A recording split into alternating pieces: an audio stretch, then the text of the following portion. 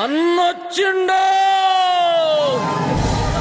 పవన్ కళ్యాణ్ భార్యని, పవన్ కళ్యాణ్ ఇద్దరిని TV9 లైవ్లో ఘోరాతి ఘోరంగా తిడితే నేను లైవ్లో ఉండి పవన్ కళ్యాణ్ సమర్థించా, వాళ్ళ భార్యను సమర్థించా. నేను నమ్మను. అయిపోయిన తర్వాత లైవ్ అయిపోయిన తర్వాత ఆయన భార్య, పవన్ కళ్యాణ్ భార్య ఇంట్లోంచి నాకు ఫోన్ చేసి థ్యాంక్స్ అండి, నన్ను నా హస్బెండ్ పవన్ కళ్యాణ్ని రెస్పెక్ట్గా ఉండేలాగా మాట్లాడారు, మా గౌరవం నిలబెట్టారు, thank you very much sir అని చెప్పి రేణుకు సహాయ్ నాకు ఫోన్ చేసింది.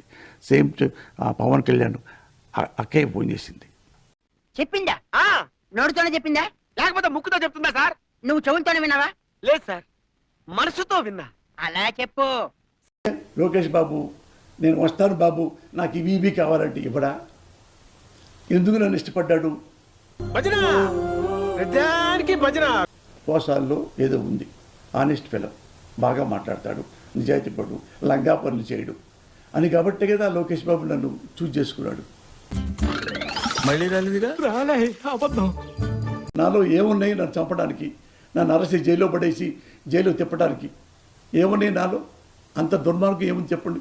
చెప్పరా, నీ ముఖం చూస్తుంటే నాకేదో తేడా కొడుతుంది. ఏ న్యాయమూర్తిని అడగండి, ఏ న్యాయవాదులను అడగండి, ఏ పోలీసులు అడగండి, డీజీపీలను అడగండి, ఎంక్వైరీ చేయమనండి.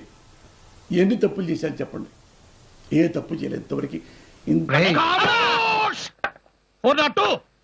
స్టేషన్ లో పెండింగ్ లో ఉన్న కేసులు బయటికి అన్నింటిలో వీళ్ళని బుక్ చేయి.